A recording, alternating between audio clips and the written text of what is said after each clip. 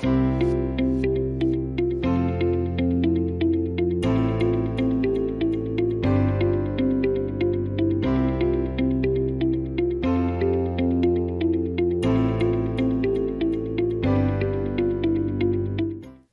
let's talk about HIV and PrEP. Let's talk about the access to PrEP, and let's talk about the global health issues surrounding HIV. We're joined here today by Yani. She's an expert on HIV, and let's see how implementation research has shaped her career and her goal as a PhD student. Okay, so Yani, why don't you introduce yourselves to our guests today? Hi everyone, my name is Yan Nee. I'm a pharmacist and currently I'm a third year PhD student in implementation science at University of Malaya, Malaysia. And I'm part of this program called Malaysian Implementation Science Training Program. So it's a collaboration between University of Malaya and Yale University. So this program aims to build capacity in implementation research. Oh, wow. It's a collaboration between two universities, right? Yeah. Wow. Okay. So that's a very interesting training. I'm sure it's going to bring a lot of lived experience to your career. And I really wanted to ask, out of all global health issues out there, why did you want to enter into HIV research? That's a great question. So I'm a pharmacist and I've been wanting to do something really impactful and meaningful. And when I was looking into, so pharmacists, we deal with a lot of medication, drugs, So when I found out about HIV prevention, there's a drug to prevent HIV. And this was not thought during my undergrad years. And I found that I just felt like, wow, there's so much of advancement in HIV prevention. And I thought everyone should know about HIV, the HIV pre-exposure prophylaxis, which is a drug they can take before exposure to prevent one from acquiring HIV. But unfortunately, this is not the case in Malaysia. A lot of people still don't know about PrEP. And I feel like there's so much work to do to increase awareness and understanding about how PrEP works, who is it for, how is it used. But so when there's poor awareness, of course, the uptake is not that great. And I feel like, we got to do something about that. I'm hoping that people can know about it as an HIV prevention option and decide to use it if it's suitable for them. So that really hits a note with me. It resonated with me so much, as a pharmacist, that I want to work on this implementation gap. And this is the reason why I embarked on this implementation research study.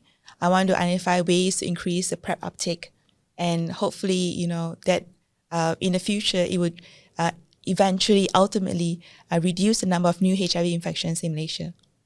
Oh, that's so cool. And I like how your personal goal is so future oriented, because we do have the sustainable development goals where by year 2030, we want to achieve health equity. We want to reduce mortality and morbidity. So out of these 17 goals, so there's education, there's reduced inequalities, there's no poverty, there's zero hunger. Which of these resonate with you and why? Yeah, so I'm a pharmacist and I'm passionate about improving health outcomes through evidence-based practice. So the Sustainable Development Goals that resonate most with me would definitely be the third SDG, the good health and well-being, because I really believe that everyone should have access to healthcare. Every country should do their best in ensuring healthy lives, promote well-being. I think this is the basic rights, the basic need for everyone to be able to progress in life, and also for every country to have a sustainable development. So I think definitely for me, this is my priority. Yeah. Okay. I like how you said it's my priority. It's like your life's calling now. Yeah. You really want to see better health outcomes out there. And that's very in line with the SDGs. We want to live healthier lives so that we can have a more economic growth. We can actually achieve better education, because imagine going to school but you're unhealthy. Then that doesn't make sense, right? So by investing in healthcare, investing in health in general, we're also advancing the other SDGs in the process. And I am really inspired by your work in HIV. So learning that you are a pharmacist, you see it as a global health issue. How do you think that, access to PrEP is a global health issue, and why?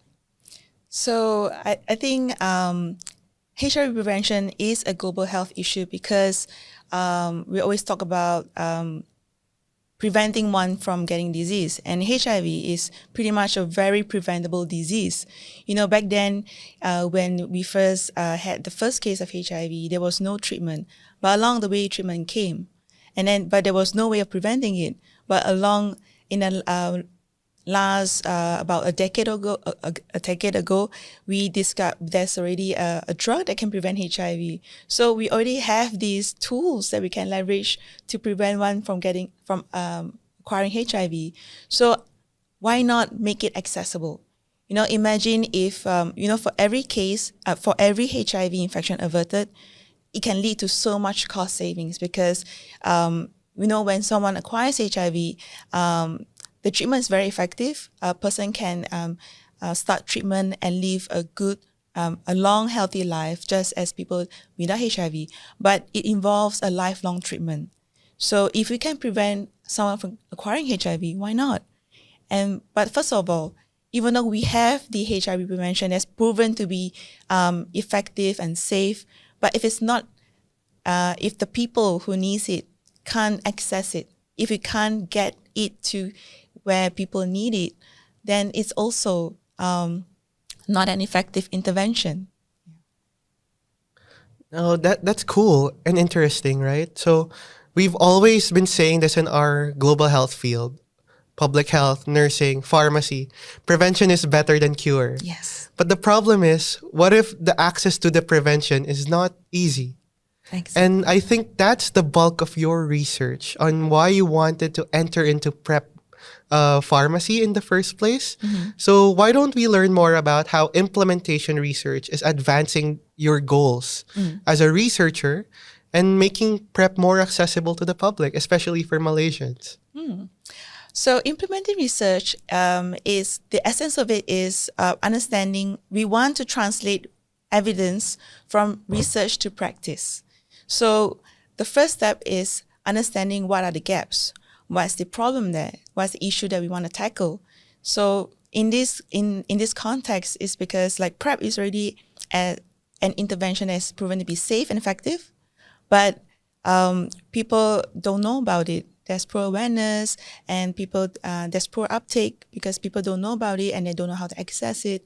So this is where implementation research comes in, where we try to identify what are the challenges, what are the barriers and facilitators to PrEP uptake, and then from there we also speak to the community, speak to the people who are affected by HIV, and understand what are the needs. So, and from there we can identify the solutions to increasing PrEP uptake. Okay, so it's more on engaging with the community, understanding their struggle, and eventually helping them live a fruitful life. They may have HIV, but HIV does not have them. That's how I look at it. Like, we shouldn't let this disease control our entire life. And in the first place, if we have the means to prevent it from acquiring it, then we should make that accessible to the public. But based on the cultural contexts of Malaysia, do you think there's a stigma surrounding PrEP intake? And do you think people are avoiding it on a personal level because they're like, oh, I don't think this is a safe medication, or I think it's only for those people who are sexually active? Do you think there's a stigma around it? Yeah, definitely. In Malaysia, there's still stigma towards HIV, towards PrEP, because I think there's still these beliefs among some people that, HIV is related to promiscuity. It is also something related to moral issues where, it is a punishment because you did something morally bad. But I think it's important for us to change that perception and attitude towards HIV, because if we continue to have that stigma towards HIV, it hinders people from accessing, starting from testing, HIV testing, prevention, and treatment. So it also just stops people from talking about it. So I gotta say, right now, HIV transmission in Malaysia has moved from injection drug use to sexual transmission. So sex is already a strong taboo word, and to talk about sex, even it is also it makes people feel uncomfortable. And what more, HIV. But in order for us to educate people about HIV transmission, we also have to be open to talking about it. So I think the way to address this is really just we have to be starting with culturally sensitive approach, fostering open dialogues, and we want to challenge all these harmful stereotypes about around HIV that it's not. We want to look at it as a public health issue, nothing else, but offer it as a evidence-based intervention for people to consider using it as an option to keep themselves safe.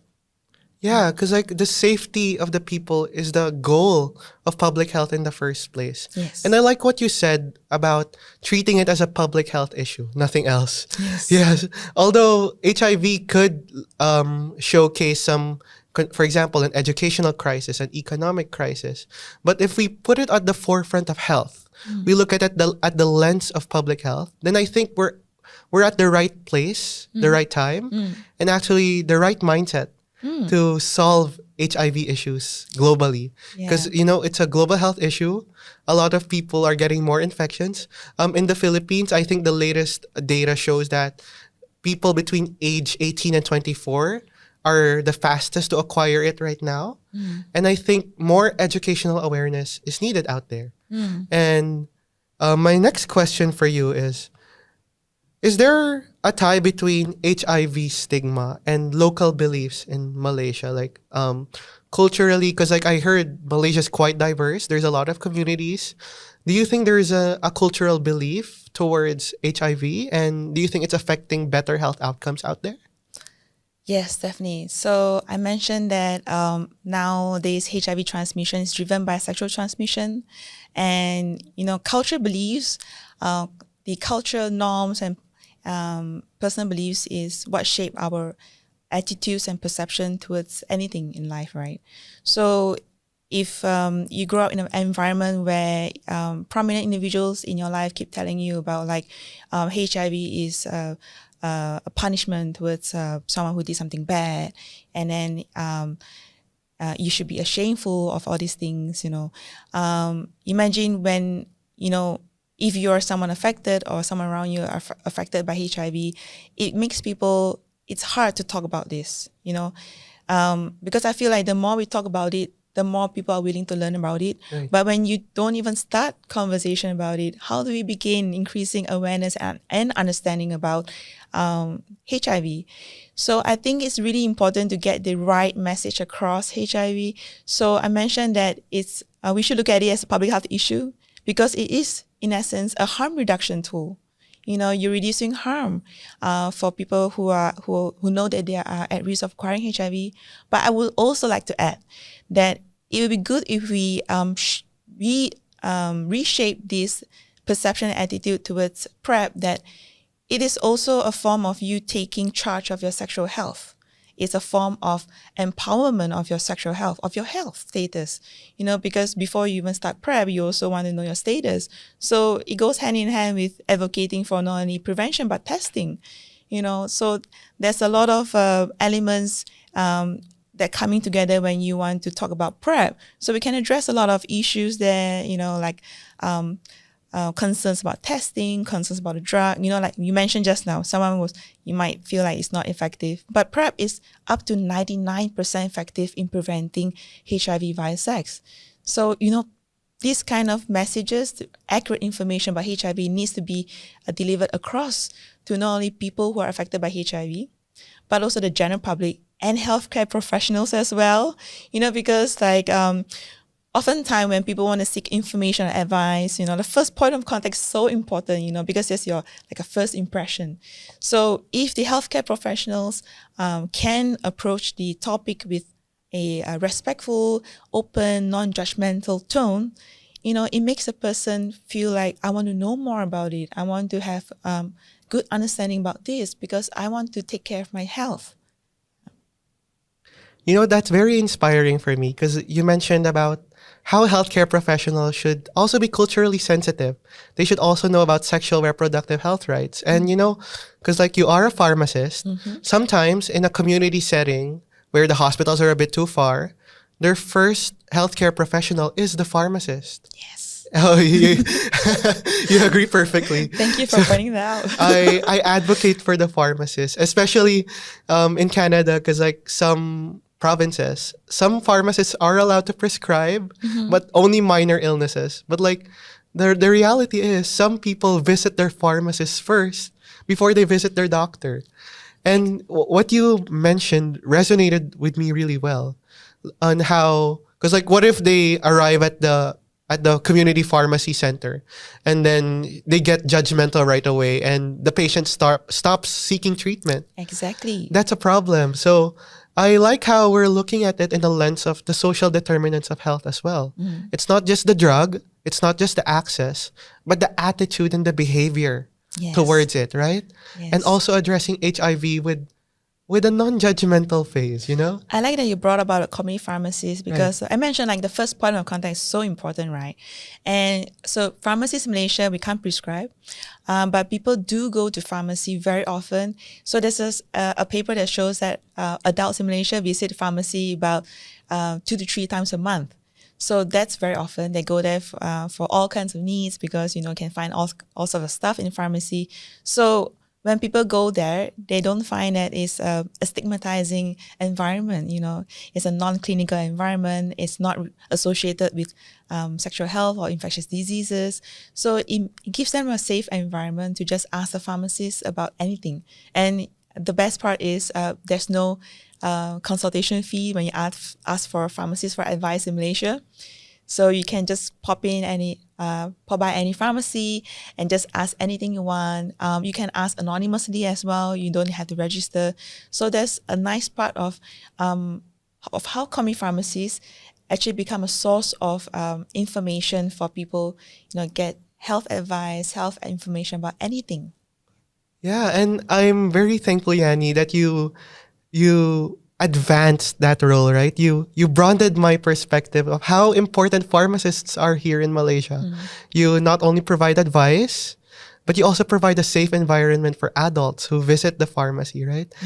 That's interesting. And yeah, we kept on mentioning first person of contact, like the first healthcare professional these patients visit. And I'm happy that pharmacists can expand their role. So we have to advocate for pharmacists, right? Advocating for pharmacists is advocating for global health. Absolutely. Yeah. We're going to be best friends. Yeah. I look up to a lot of pharmacists in Canada. So thank you. your story really resonates with me. Like, pharmacists are inspiring everywhere, in every corner of the world, be it from Toronto or to Kuala Lumpur, right? Yeah. Yeah. So my next question for you, and it's actually the last question.